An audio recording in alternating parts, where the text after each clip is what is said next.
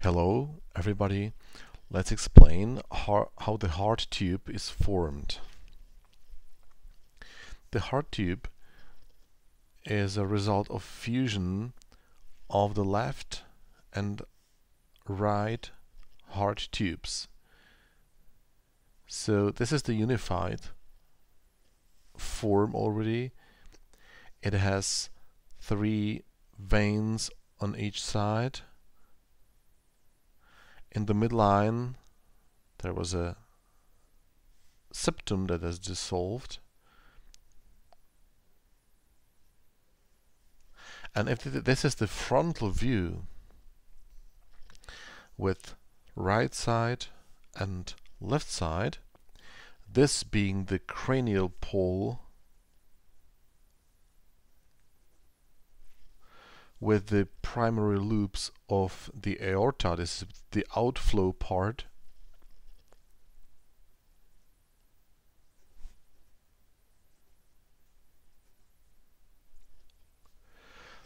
then this is the outflow region,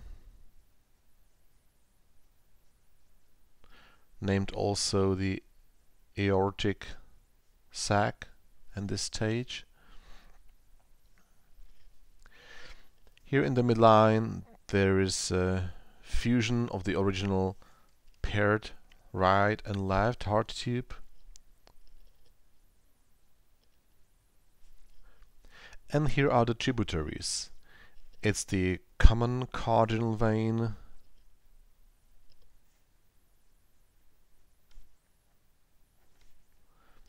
that brings the blood from the region of the body of the embryo, namely the body segments, the somites. It's the umbilical vein,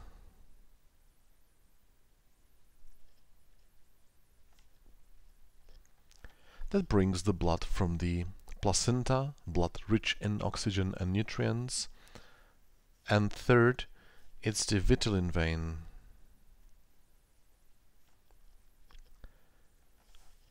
carrying the blood, bringing the blood from the region of the primitive gut and the original yolk sac. The situation on the other side is symmetrical, so we got vitelline vein, the umbilical vein, and the common cardinal vein.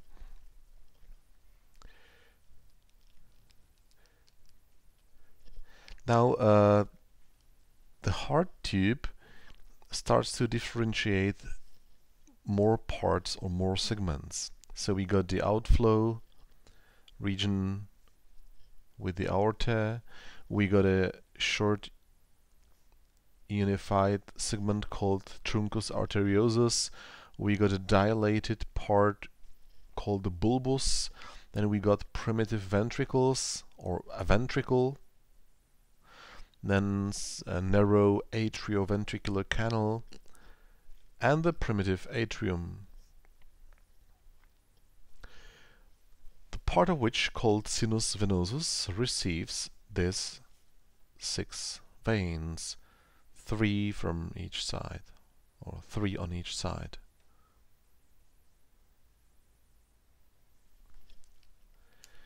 So we got the aorta, we got the truncus arteriosus before the branching,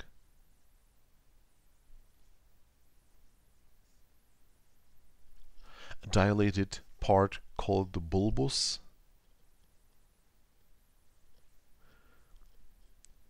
you can call it in Latin bulbus cordis, or the bulbus of the heart. Then there is a primitive ventricle.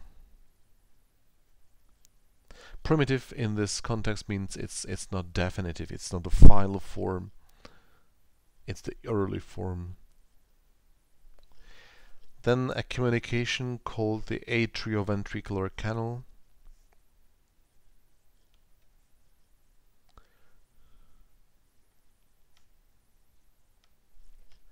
and the primitive atrium,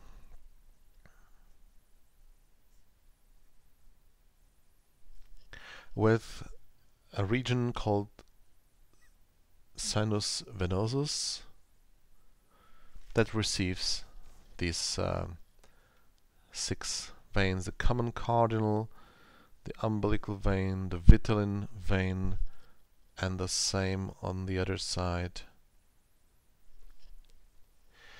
Now, this segmented tube does not retain this form and shape. The ventricles will relatively move downwards, and they will stay on the ventral side, while the atrium will move dorsally behind the ventricle. So the atrium is moving dorsally and cranially. This results in a shape called cardiac loop, and the process is called the cardiac looping.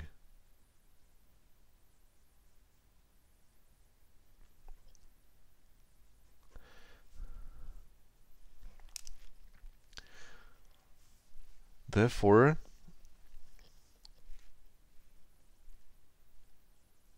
we got the truncus arteriosus, the bulbus, the ventricle, ventrally, and this atrium with the sinus venosus has shifted more dorsally.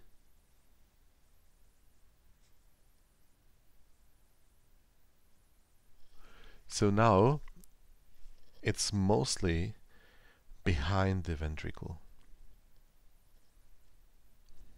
So I'm using this dotted outline to demonstrate that the atria are behind the ventricle. This atrioventricular canal is now somewhere here inside, and if you would follow the bloodstream, then the blood that comes in into the sinus venosus goes to the atria, then through the atrioventricular canal to the ventricle, and it will leave the heart via the outflow tract. So this is the truncus.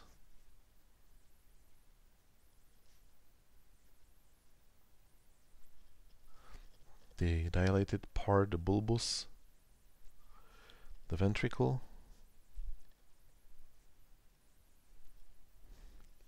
the atrioventricular canal or atrioventricular opening,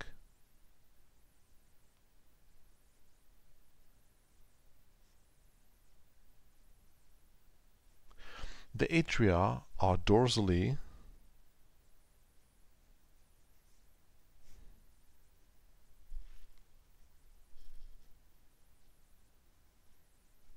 behind the ventricle, and this is the sinus venosus.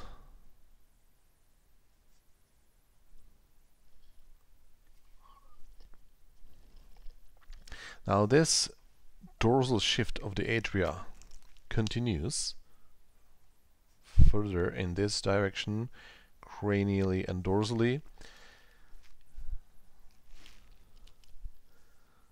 So later on,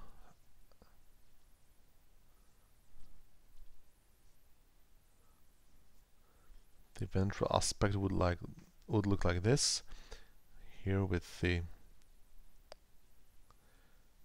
ventricles ventrally, and now the atria are already can be seen behind the ventricles.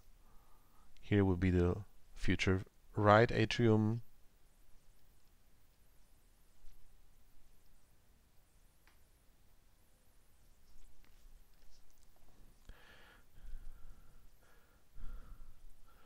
now the left atrium. The situation is not symmetrical anymore.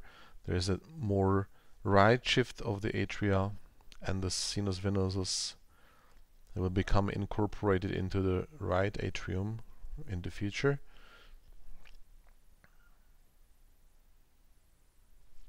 And here somewhere will be the atrioventricular opening. So now if we would follow the flow of the blood, it flows into the heart, goes to the atria,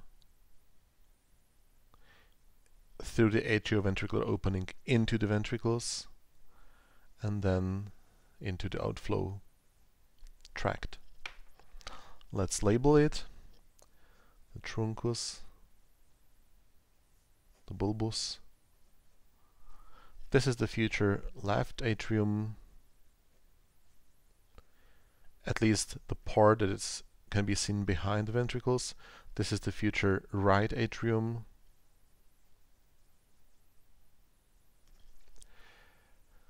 This is the sinus venosus region that will become part of the right atrium. This is the atrioventricular opening.